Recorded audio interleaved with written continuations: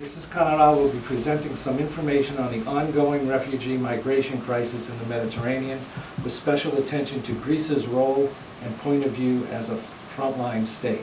It's an honor for me to be here, and although it's not a very pleasant subject, you will see, it's very current, so I hope that you find the presentation useful and it's going to give some food for discussion afterwards. So Europe, as you know, is faced with actually with the worst humanitarian crisis since World War II. You will see, and you have seen pictures like this, in television, and I'm sure that you've witnessed tragic moments. The issue is obviously humanitarian. However, it's highly political. It's highly political if you take into consideration the security situation in the wider region of Middle East, namely the situation in Syria, in Afghanistan, and in Middle East as a whole. This emergency is only likely, unfortunately, to deepen. And while the European Union and its partners, namely the US, are trying to find ways to respond to this crisis, hundreds of thousands of refugees risk their lives on a daily basis in order to reach Europe, and the majority of them, as I will show you afterwards, they are trying to reach Europe via Greece. Only this last weekend, meaning from Friday morning till Sunday evening, when we received the last reporting, we had the Greek authorities selected, unfortunately, 20 bodies from the sea, out of which 10 were young kids. 2,500 were safely rescued and reached the majority of them the island of Lesbos and Kos. And we had more or less an average of 85 arrivals daily on the islands. 85 boats were arriving on a daily basis on these two main islands that I will show you afterwards. So I have divided my presentation in four main parts. The first one is I'm going to give you the idea of the crisis. Inevitably, some numbers are involved in order for you to understand the magnitude of the problem. Secondly, we're going to talk a bit about the situation from the point of view of a frontline state, namely, in our case, Greece. How Greece is responding to the situation, and what are we doing in order to to welcome all these people, and how we are working on their well-being. Third, we're going to see how the international and the European community is responding to the crisis. What measures are they taken?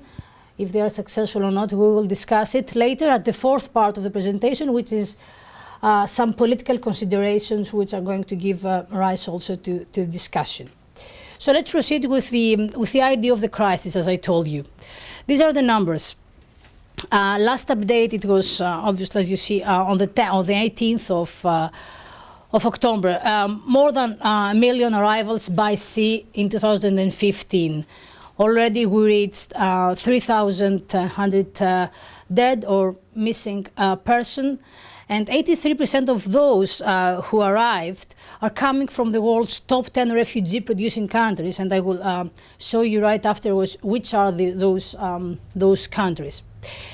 I would like to give you an idea of the main refugee routes. I mean, where are these people are coming from? Three main routes. West Africa, as you see, those who are coming from West Africa, they are trying to cross the Mediterranean and head to Italy. You see that this is the most dangerous area exactly because the sea there is very, very deep. So we have many missing persons and missing and dead persons reported there. The next route is from East Africa, Egypt, Ethiopia, and Kenya. These are divided. Once they reach the coast of Egypt, it depends on the circumstances and, of course, on where they want to go. But some of them they are heading east, some of them they are heading west, and they're heading to Europe either via Italy or Greece. And of course, the biggest and the most, let's say, crowded route, exactly because of the situation in Syria, comes from the east via Turkey. It's Afghanistan, which is not on the map. Afghanistan and Syria, Syrian refugees. They are going to Turkey first of all, and then from Turkey they are reaching Greece, aiming to go to Central and Northern Europe. This is another new route, actually. And it's I put it because it's I put another table here also to show you that there is a huge industry behind this this phenomenon. Okay, this massive phenomenon of migration. They are taking advantage of those people, so they are paying a huge amount of money in order to travel from Turkey to Germany or to Sweden. The new route comes from, let's say, it goes up north, and those guys are trying to reach Scandinavia, mainly Sweden and Norway. Sweden has been very, very receptive in terms of, receiving refugees. Traditionally, they have accepted many Syrians, and this is why many Syrians prefer to go to Sweden, because they already have family there, so they want to reunite with their family members. Till very, very recently, the Swedish authorities used to give asylum, so that was another reason for them. This is why they wanted also to go to Sweden. Nowadays, things change exactly because of the numbers, of the overwhelming numbers, but still the Scandinavian remains a very popular destination, especially for Syrians. But you can see the numbers. I mean, it's amazing for a flight from Turkey to Sweden, they are paying $10,000, or just to cross from Turkey's coast to Lesbos, which is few miles. I don't know how 3 miles. How very near. 6 miles. 6 miles, $2,000 just to cross, and you will see that. I'm sure that you know that these are not boats. These are how you call rafts, exactly, rafts, which are very, very dangerous, and that's why they are, they are risking their lives. Actually, Senator Elizabeth Warren was in Greece this last week from Massachusetts, and I read an interview that she gave in Greece, and what she said is that she had, first of all, she visited the Greek island of Lesbos, which is the main spot of interest right now, and also she had meetings in Greece and Germany, because Germany is the main, let's say, destination. And she said that she had the opportunity to speak with refugees.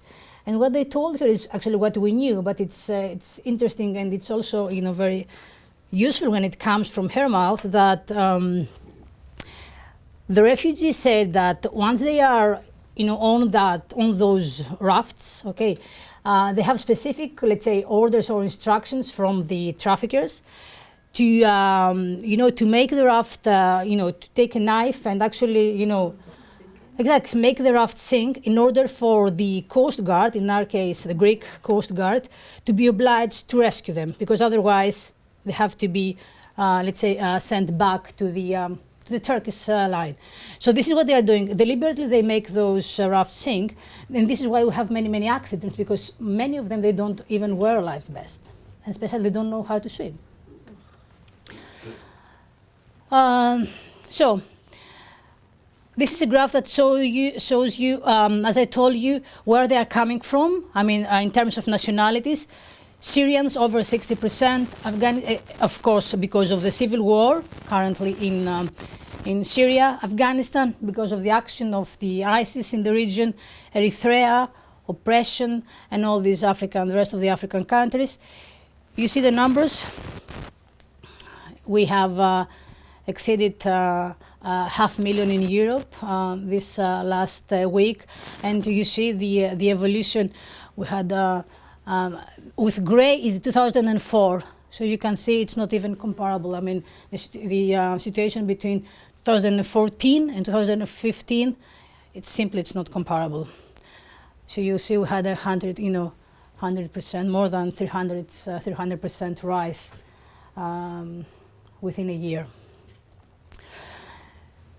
So especially as regards the Syrians, the huge majority of the Syrian population is still in the area. Okay, they are either in Turkey. The camps in Turkey have are hosting more than 2 million Syrians at the moment. Also Lebanon and Jordan. However, those camps, as you can understand, they haven't been let's say, built in order to accommodate the needs of the Syrians for a long time.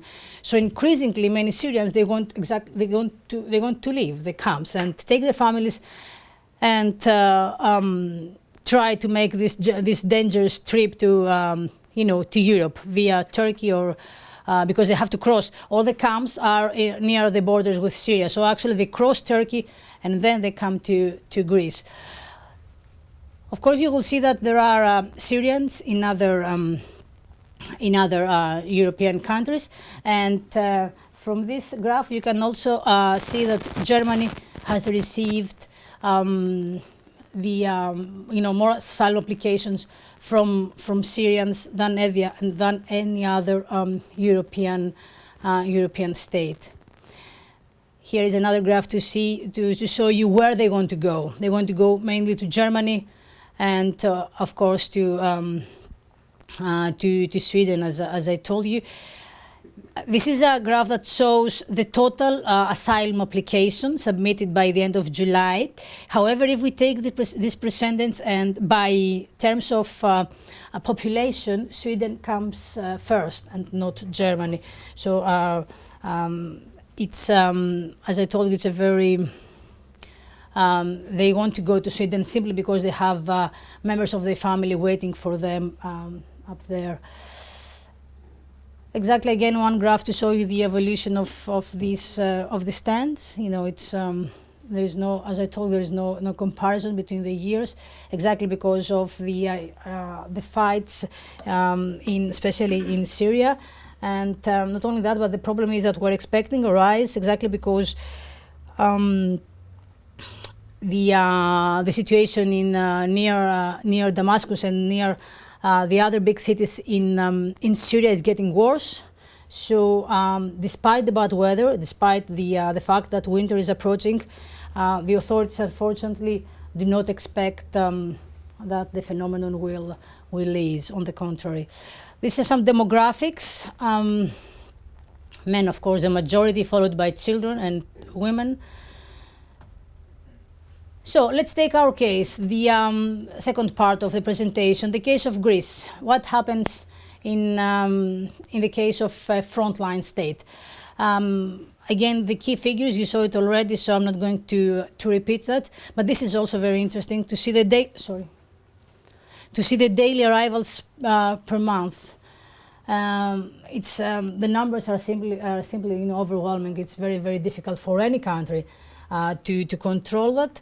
And please have in mind that we are in the midst of a huge economic crisis in Greece. So on top of that, we have to deal with this humanitarian crisis, which requires a lot of money and funding.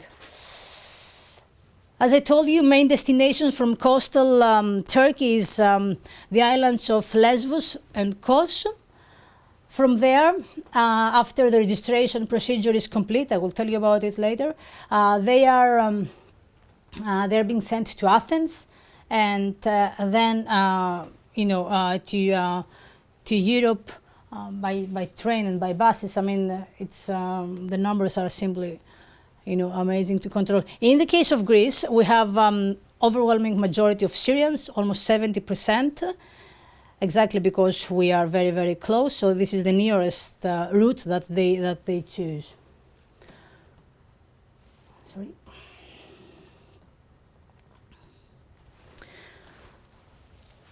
So as you can understand, this situation has created a difficult situation on the islands, especially of Lesbos and Kos. So the government, in order to address this congestion and to address the problem, has what we have been doing is we have increased the registration capacity, meaning that when we receive the refugees, we're obliged to register them, take the fingerprints in order to avoid, in order to know who is coming. Because not all of them, they are entitled of international protection, meaning in these, in these boats, you have, of course, refugees who are entitled of protection, of international protection, but you also have economic migrants and other kind of migrants who are not entitled. And for those, we have to apply a return policy, meaning we have to register them and try, because it's not always easy and self-evident, to send them back to their countries of origin. Whereas for those who are entitled of international protection, these are headed to Europe, and I will tell you exactly afterwards what happens with those who finally reach the European, let's say, soil.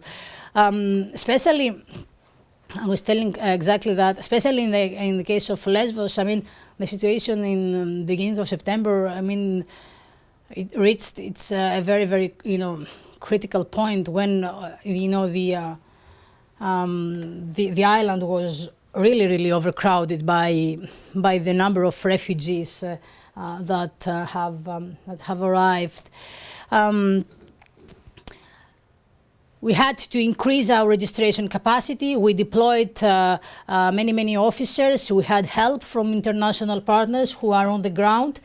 And what we did is we tried to manage and send some of the huge majority of the refugees left Lesbos and they went to mainland. As you can understand, the congestion led to tensions. I'm sure that you witnessed that, and you may have heard stories from your family members in Greece, or you saw in the news. We had tensions in Greece, mainly on the islands, between the refugees themselves, between the refugees and the police, between the local population, whose life has been seriously affected by the arrivals of. By the way, I don't know if you have been. This is a Kos. This is the main street on the harbor, which is. You can see how the situation is. However, overall, I would say that the country responded very positively to this new situation. We have heard many human stories. This is one of them. This is from the island of Kos. And not only that, but also the civil society was greatly involved with the help of, I will tell you afterwards, with the help of, Red Cross, Médecins Sans Frontières, and all the other international organizations and NGOs who have been on the ground. We have managed to cope, I would say, well with the situation, given the circumstances, given the numbers, given the crisis, the economic crisis. It was a very positive reaction. This is why you haven't read a lot, I hope, many negative comments on the press as regards our response to the crisis, which is not obviously for all the other members of the European Union. So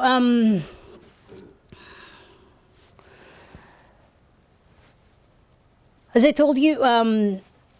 We had to decongest the islands, so we all the resources we had, we sent officers, we sent everything available on the island. So we managed to decongest the islands, because it's not that you sent one or two boats back with refugees to Athens, and the next hour you have arrivals of new. So it's not that you sent a huge you send 1,000 refugees back to Athens and you are done. It goes on. It's a continuous flow. On September, actually, we had a situation with Fyrom, exactly because we've managed from our behalf to decongest the island. But on the other hand, all the refugees who were moving through the mainland. gathered in the to the crossing point between Greece and Fyrom. So there we had some tensions, but then Fyrom opened the borders, so we managed to solve this crisis, and ever since the flow is going relatively well. Institutionally, what we are doing is we have a series of key ministers involved in this emergency situation in order to respond to the crisis, because I'm sure you understand it's not it's a dimensional situation which requires action from different stakeholders. So obviously the police and the public order minister is involved, but you need also the let's say the finance minister, because exactly we need funds. You need the health department to be involved, exactly because all these people they do carry certain, so they do need health. They do need Medicare. So it's not easy. So basically there is a parallel administration that works on the islands, try to provide help to those refugees.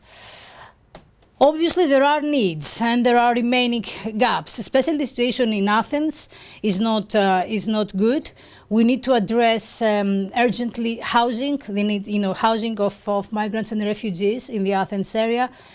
We need also to speed up the registration procedure and the identification procedure in order to decongest our cities, and especially the center of Athens, where the situation is not very pleasant. And it's not only that for the refugees themselves is not good, obviously, but it creates also tensions with the local population and the entrepreneurs. And imagine when it's very difficult, as I told you, exactly because of the economic crisis. So it's not very easy to have the refugees were basically everywhere in Athens, in some parts of Athens, not everywhere, of course. So it makes the life of the local population even a bit more difficult.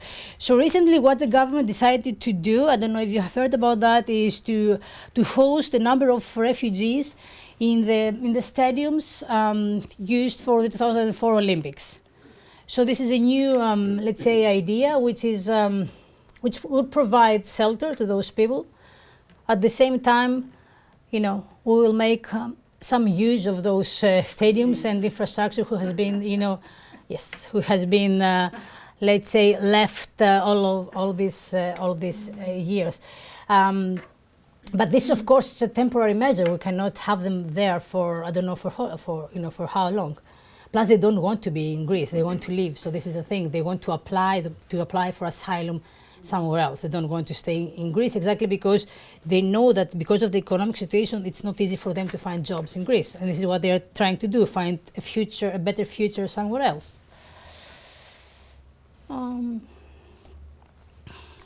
So the international community, what has been doing in order to address the issue? The UN, obviously, United Nations is actively involved, especially on the islands. As I told you, the Greek authorities have been receiving great help in the process of screening, identification, and registration of the refugees, and also they do provide large humanitarian assistance.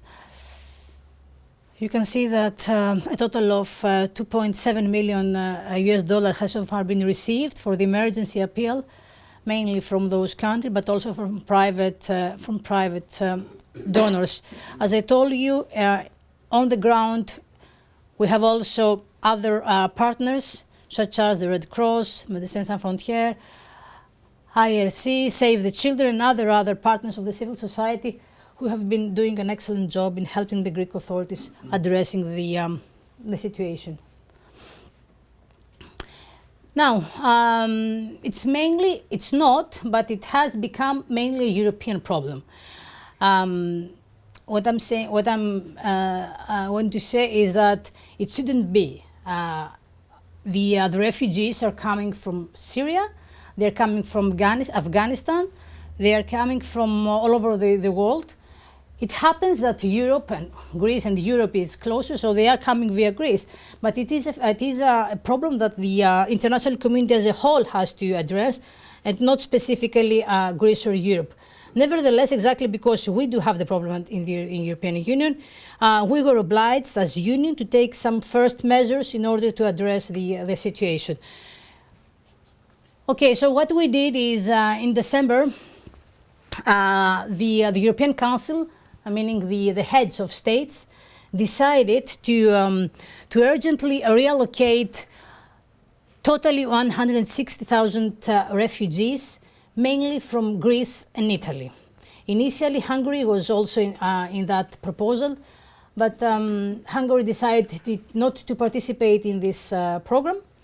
So at the moment, it's only from Greece and Italy.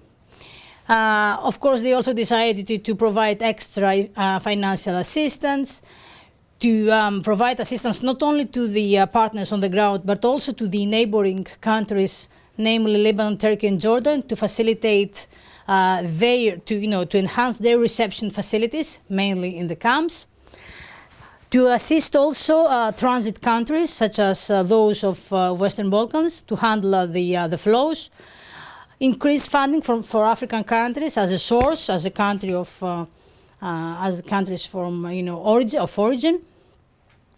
And also, which is something which is very crucial and very, and the point of, let's say, that not all of the member states agreed as regards how to handle the situation, is that we definitely need to enhance controls, to strengthen our ability to better control our borders.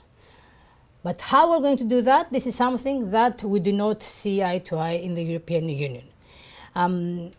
As you understand, it's not very easy. It has to do, border control is directly linked with sovereignty. So for member states like Greece, for example, it's not self-evident that we can give our, let's say, green light and our permission to foreign patrols or to foreign coast guards to make patrols in our maritime borders. So it's something that we, of course, we do agree. Of course, we do agree that we need to enhance controls, to strengthen the controls, but we can do it via Frontex, which is the European agency for the control. Of course, we will strengthen our capacities, and we need to cooperate, obviously, with Turkey in order to address the situation, because Turkey is the main transit country. So cooperation with Turkey is sine qua non if we want to somehow address the problem. So I told you that we have decided in the European Union to reallocate some refugees. So how we're going to do that? Again, the reallocation of refugees was something that it was not unanimously agreed in the European Union. There are member states that opposed the obligatory character of this distribution key. Okay, meaning that they said that okay, we can receive a certain amount of refugees, but we don't want you, I mean the European Commission, the European Union, to dictate us, I mean to tell us that how many we're going to receive. We have to decide that. Others agreed, the majority agreed to this plan of reallocation. And you will see the numbers that will be reallocated, but the criterion, the key, let's say, has been calculated taking into consideration these factors: the size of the population of the recipient country, the total GDP, how the economy is going, the unemployment rate, and obviously the average number of asylum applications. Based on that key distribution,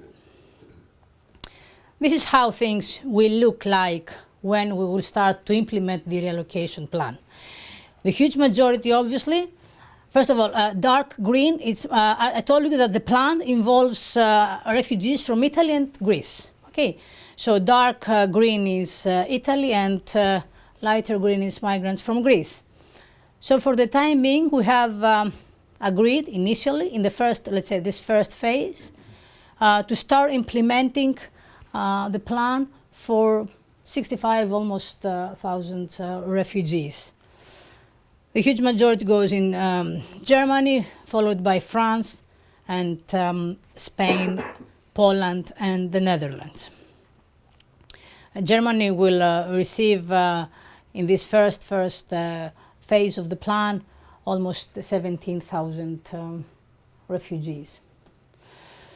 So, as I told you, not everybody participates in the plan.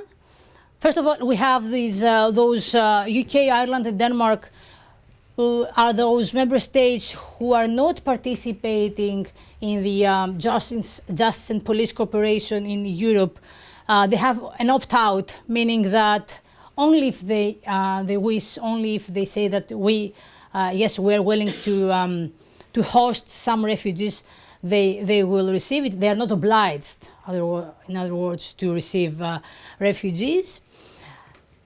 In extreme cases, such as natural disasters, member states do have the option, instead of receiving refugees, to give a certain amount of financial aid, which would be 0.002 of their GDP. But this is only in extreme cases. The plan says that within 2 months we will start to implement the agreement of resettlement. We have, as you see, 5 different phases: preparatory one till the actual reallocation. It's not very easy. I mean, there are certain steps to be followed before we have the actual reallocation. And last week we had the first group of refugees who left from Italy, and there were 19 nationals of Eritrea. They left Italy and they went to Sweden. This coming week we are organizing the first group from Greece. We're more or less estimating about 30 people to leave Greece, and it's not yet decided. But most probably the scenario is they're going to head to the Netherlands, but it's not decided yet. So you see that we have started the actual reallocation, but this takes time. First of all, and also that it's not that you send hundreds of refugees. I mean, it takes a while, and it's a slow process. It's a slow process. You have to take into consideration many factors. I mean, when you decide who is going where, and have also in mind that once refugee reached its final destination, let's say that those guys who went from Italy to Sweden, once they reach Sweden, they are not allowed to move from Sweden, exactly because of the Schengen acquis communautaire. It's not that we're reaching Sweden or we're going to, let's say, Germany or Netherlands or Luxembourg, and then we decide to move, I mean, like the other European citizens. I mean, this is clear, and they accepted that, of course, the refugees. So this is what we're calling, quotas, the obligatory quotas. But I mean, when the authorities are trying to decide who is going where, exactly, they are trying to take into consideration factors such as, if they have other family members, if they, what kind of, let's say, professional expertise they do have, and try to match, if possible, the needs of the states who are going to receive them. Exactly because there are states in Europe, namely Germany, who at the beginning of the crisis, because now the numbers are overwhelming, they were claiming that we do need people to work. So that was one of the reasons that Germany opened the borders, exactly because demographically they had needs for young labor force. Hotspots, these famous, I don't know, you may have heard about hotspots. These are basically centers in frontline member states, namely Greece and Italy. They will be staffed by EU personnel. And what we're trying to do is we're trying to speed up the registration procedure in order to filter those applications, all those people who have crossed the Mediterranean, and try to see where they're going. These are the hotspots in Greece and in Italy. As you will see, we have 5 in total in Greece, main islands, and 1/6 is going to be in Piraeus, and 6 other spots in Italy. At the moment, in Greece at least, we have only one which is fully operational, and this is the one at Mytilene, Lesbos. So that was the crisis in numbers. That was what the international community is doing so far to address the crisis. Obviously, I mean, you can never say that it's enough. You know, there are things to do, and we have to do more to address the situation, exactly because, you know, of the numbers. But having in mind, you know, this all this data, there are certain political considerations that arise from this crisis. And here I've listed a few of them in order to give some, you know, some food for discussion, if you like. The first one has to do with how that crisis affected our European politics and policies, meaning how our fundamental freedoms and principles in the Union are being challenged. And where I'm referring actually is the fact that not all of the European member states have responded or have reacted, let's say, the same as regards this crisis. I'm sure that you've seen that there are member states who have built walls, who have built fences. There are others who have been far more receptive, who have opened the borders, who have opened their schools. And you know very well that the bilateral relations between Greece and Germany, they are not, you know, are being tested, let's say, lately. However, we have all to admit that Germany was one of the most, exactly because of their own reasons. I'm not going to examine their motives, but they did open the borders. They did open the schools, the communities, and they have received at the moment, actually they are estimating but that by the end of the year, they will be receiving more than 1 million refugees, which is a huge, huge number. I don't know if they are in position to give jobs to everybody, but this is, I mean, and this is why, another reason why, you know, Chancellor Merkel's, you know, poll ratings are being challenged lately, exactly because she has been receiving great criticism from the opposition mainly, exactly because she's accused that she's not protecting Germany enough from refugee crisis, blah blah blah. So it's not very easy. Or other member states, such as the Central European member states, have been very reluctant to receive refugees. Others said that yes, we will accept, but only Christians. Others said no, we cannot accept because they are having, you know, I don't know, they are carrying diseases, so it's not very safe for our population. Others said that no, we are in a very, very difficult financial situation, so I mean, it's no way we can support all those refugees. So there were different kind of excuses heard. This is why we didn't have a common voice as European Union, after all. Hungary, let's say, Slovakia and the Czech Republic rejected the reallocation plan. They said that we cannot participate in what we call mandatory reallocation. So it's our, let's say, common principles, namely the one of solidarity, of you know, of even the you know, the basic freedoms, such as the freedom of movement, has been challenged lately in the European Union, exactly because many European member states close their borders in order to control the flow of migrants, and that has implications also for the citizens. So you see that institutionally we are, you know, it's not very stable situation.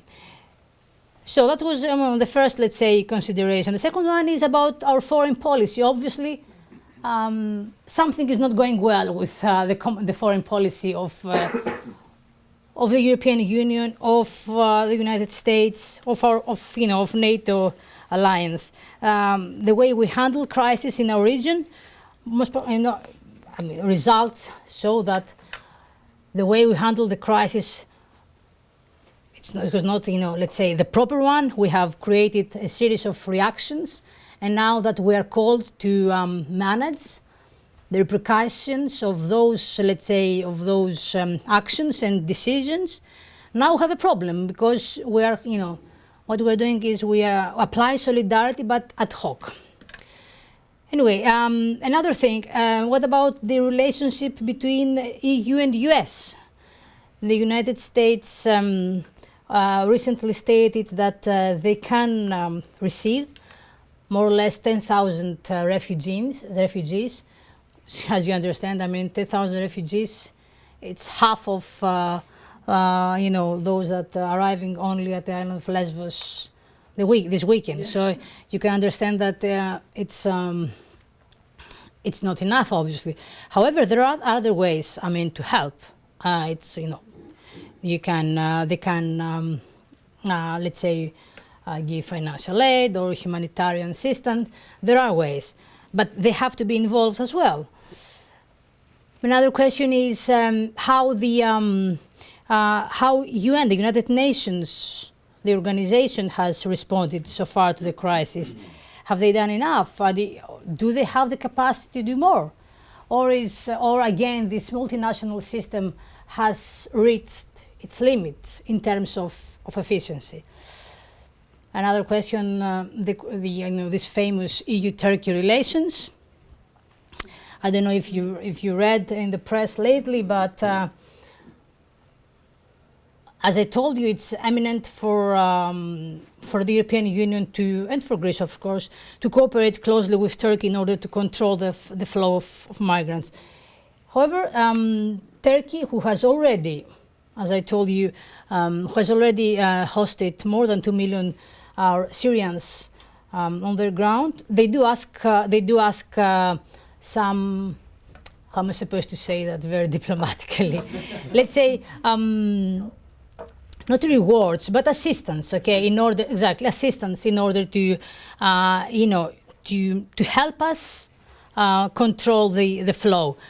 Basically, what they are asking is, in return for, controlling the flow, they're asking from the European Union to facilitate the visa liberalization for their citizens, meaning what they want is access for Turks into the European Union.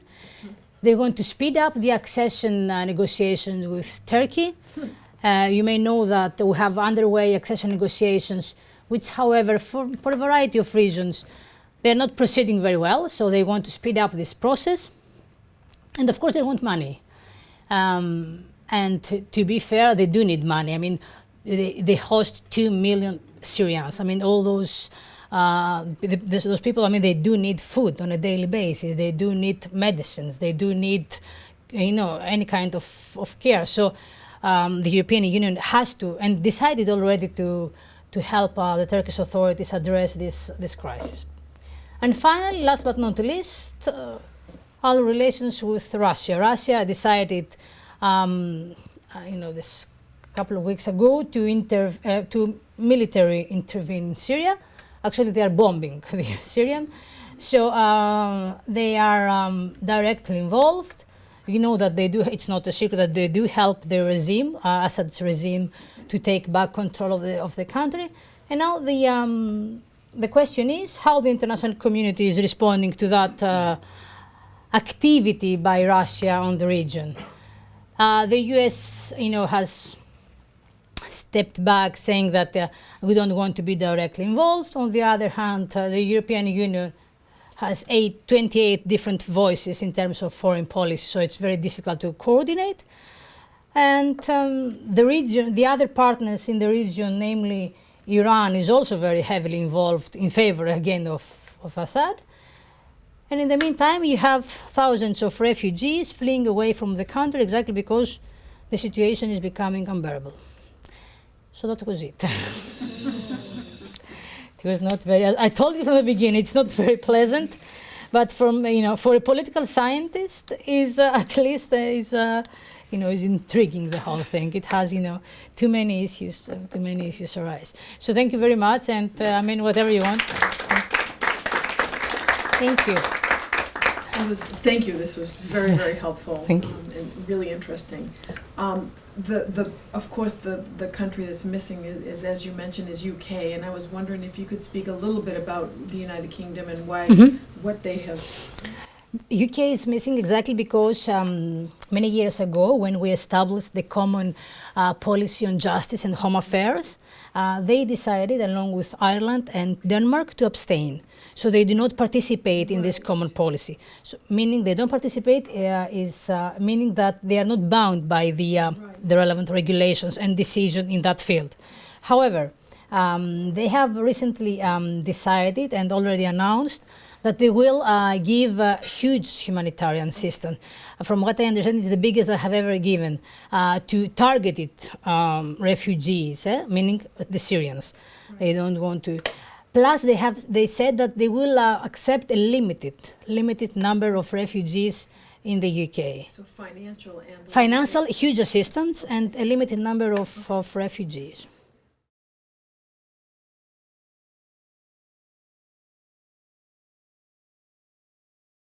Exactly. They are very, very close, and that would be the obvious choice. Yes. However, it's not, and it's not exactly because of its asylum policy. Cyprus has recently passed legislation according to which it's very, very difficult to acquire citizenship status. They don't give asylum. They don't give a green light. So this is why they don't prefer Cyprus, and they risk this long journey via Turkey to Europe. But this and the other reason, which is very, very crucial, is the family reunification, as I told you. But the main factor that impedes them from going to Cyprus is the asylum policy. They know that they don't have a future in Cyprus. Don't ask me if we're going to do the same thing. We don't have the same policy. So, yes. So you said that because of families and all that, a lot of them go to Sweden, and Sweden's already took the first 90, whatever. At the same time, in the last 3-4 days, 3 of the areas that they were going to hold the refugees were burned down. So exactly. That's why I told you that until recently the policy of open doors was there, but the numbers are causing reactions from local population. They're everywhere. I mean, especially for small business owners, for schools, and not even in Scandinavia, but also in Germany. We have family friends in Germany, and they told us this last weekend that their son, he's not doing how you call it, gymnastics. Exactly because the yard is full of it's like a camp. They have the refugees. In Cologne, it's big cities.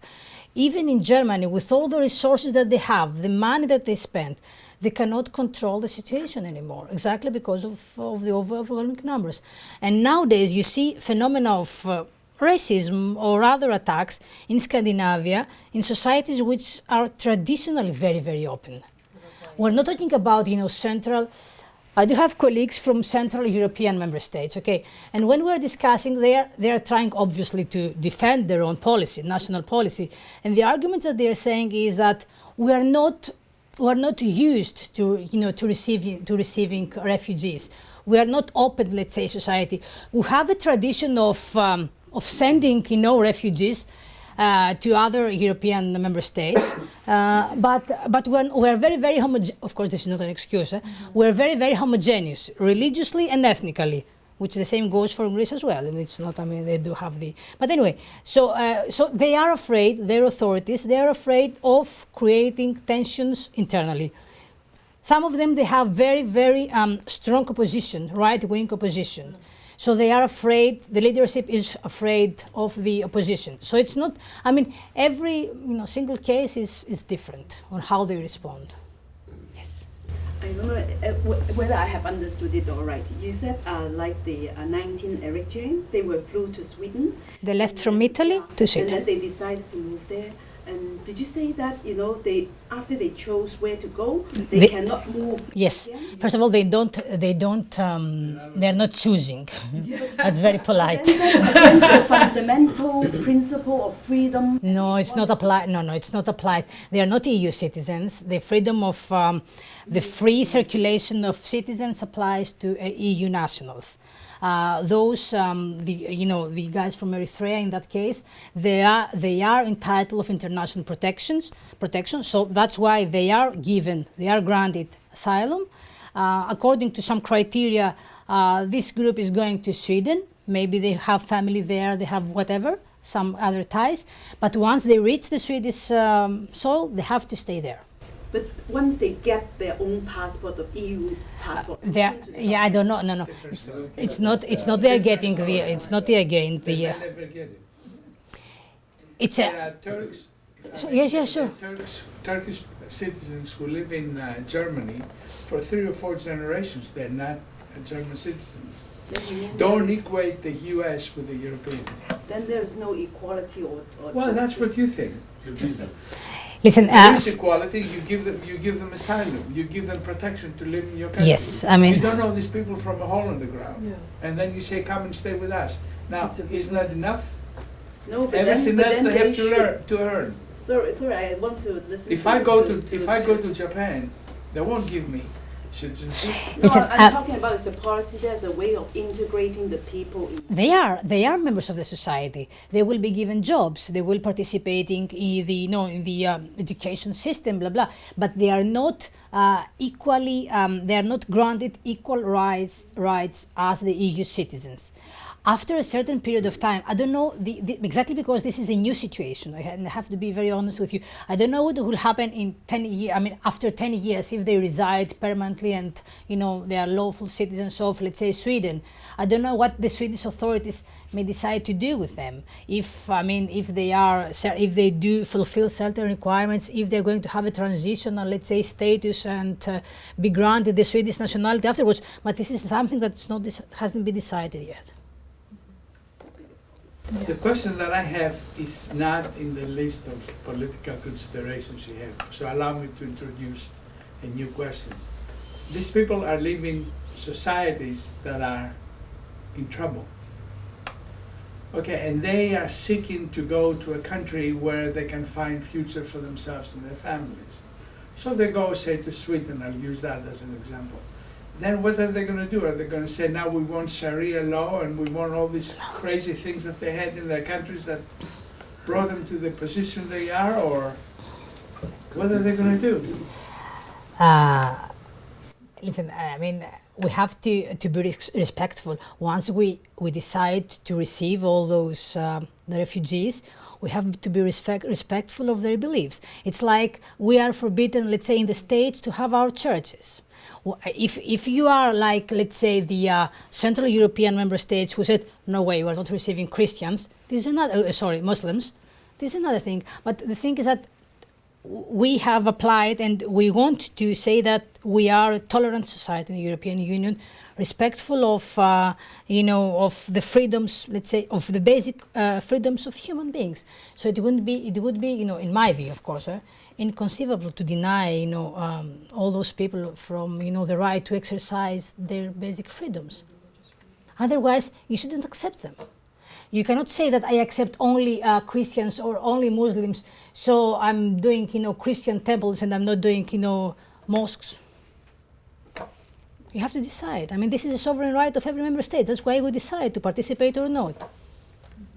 Plus, something else, the majority, for the time being, okay, from what they say, they want to go back, especially the Syrians. They don't want to stay, in Europe. Half of those guys who are fleeing Syria, they are very well educated, first of all, middle class and above. Of course, they have others, migrants, but especially the Syrians, they want to go back to their places. They had a normal life there. I don't know how many of you have been, in Damascus or in Syria before this crisis, but it used to be a very, very nice place. For us, at least, it was a very nice post to be in Damascus, but now we closed the embassy. 2 million refugees represents what % of the Syrian population? good question. Yes, I think that in total we have 7 million displaced, which means that they are not a Syrian. The Syrian population is 20 million. Okay. So I to mean, its do you foresee a point at which the European leaders will say no more?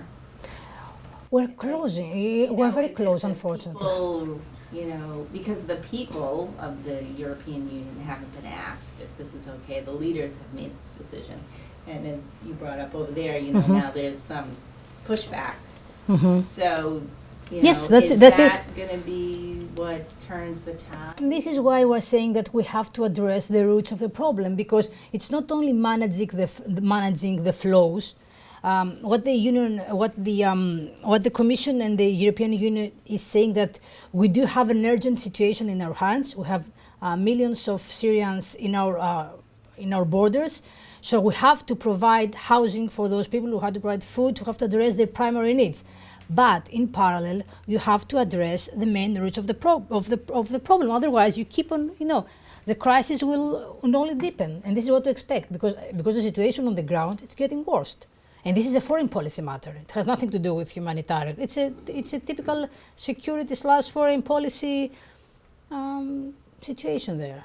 It reaches a point where you have to decide, the people in your country are more important than taking care of the rest of the world. So it's a balancing act, which you have to decide what's important.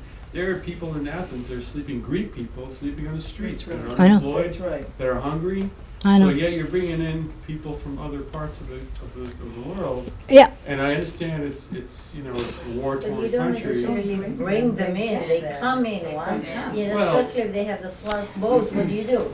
You leave them to dry. First, that's the thing. The thing, as I told you, they are not. Basically, we are more or less not only morally but also legally obliged to rescue them. Okay, exactly because they are doing what I explained to you. They are deliberately make the boats sink. So we have to rescue them. So once you have those people on your island, I mean, you have to do something with them. It's not like we deliberately go and say, okay, come to Lesbos, come to Kos. We need some, No, we have them. We have a situation to manage, and we're trying to find the best way to handle this situation. Plus, we do not, and we made it clear from the beginning, and this is why we are not a part of this relocation plan, that we are not accepting any of those refugees to stay permanently in Greece. We're facilitating their flow to transit to Europe. We don't have the facilities. No, first of all, I don't know if it's good or bad, we don't have many asylum applications anyway.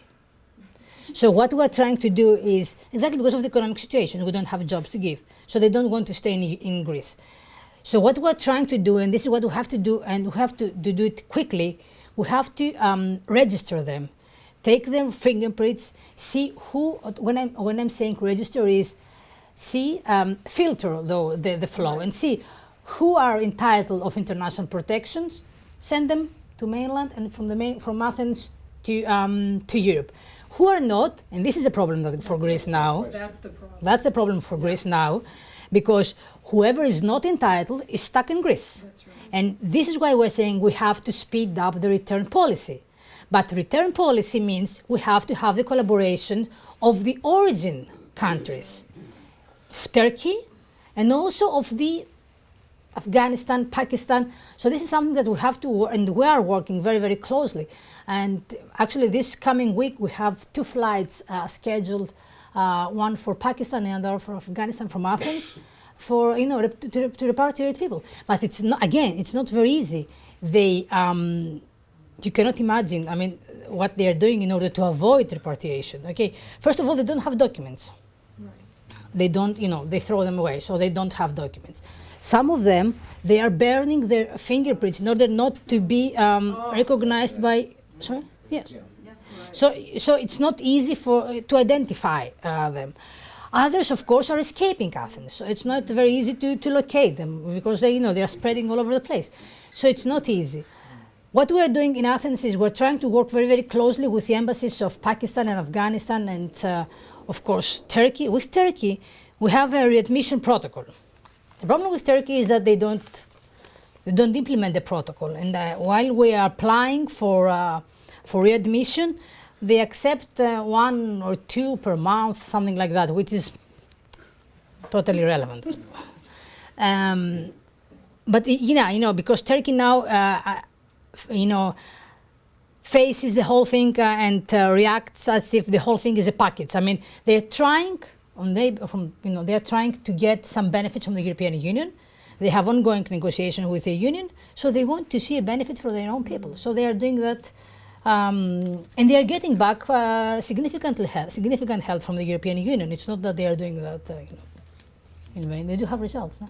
I read today that Turkey is threatening that over the next period of year or so, there'd be almost 3 million refugees pushed from their borders into the European Union. Now, do you think they're using that as a tool for negotiation? We know that they're in their country. I mean, it's, is it by design? I told you they have long-standing demands from the EU, namely the circulation, the visa liberalization for their citizens in the accession negotiations. So these are 2 things that they wanted, for so long, because of the way the EU works, because of disagreements, and because of huge objections by member states who haven't seen progress in these areas. So now, if you see it diplomatically, it's their chance. They do have these opportunities, so they're trying to gain momentum. What's the implication for the point of entry agreement in the Schengen visa? I mean, isn't Greece, couldn't technically migrants that originate through Greece be returned to Greece? Is the responsibility? First of all, the current institutional framework, the current European law for asylum, is technically still there, but in reality is dead. Okay, so it has been suspended exactly because of those overwhelming numbers. For those of you who don't know that, it used to be, according to the current, because it's still there, but it's only on paper, of course, unfortunately, that those who are the incoming refugees, we were obliged as first country of reception, to provide asylum. They were obliged to apply for asylum in the first country of entry. So you can imagine how the situation would be if we had to deal with all those numbers. But Germany was the first one who said, no way, Dublin is not longer, we have to revisit the treaty, and we will do that once this emergency situation passes. But first, we have to deal with this emergency, that's the problem, and then start negotiation on redrafting the Dublin Treaty. That's Germany, but theoretically though, I guess if a country was really opposed to receiving refugees, they could return them legally to Greece. Not to Greece exactly.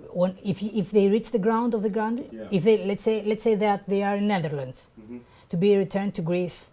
First of all, they cannot reach Netherlands without Netherlands green light, exactly because of the border controls. Right. But once they reach there, the return policy is towards the country of origin, not Greece, okay. Exactly because they haven't applied. Not the point of origin. Not now, because they haven't applied in our case in Greece.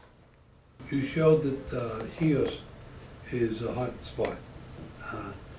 I know last year there were a lot of refugees that were going to Chios, but I don't hear much about what's going on this year. This year, no.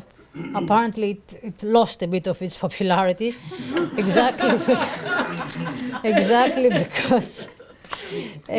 because traffickers are, because to be totally honest, traffickers are the ones who determine the the routes.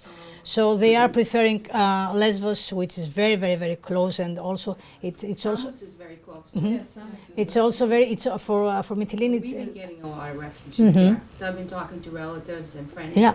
And it's been. But nothing to compare with Lesbos, believe me. We have the numbers. It's a situation in Lesbos. It's exactly because it's very, very close. But also from the other side, it's easier to access the coastline.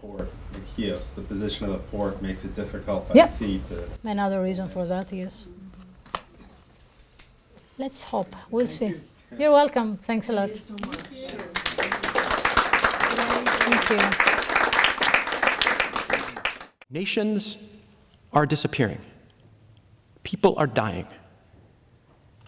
Mass extinction is unfolding. And all of it sooner and faster than science predicted.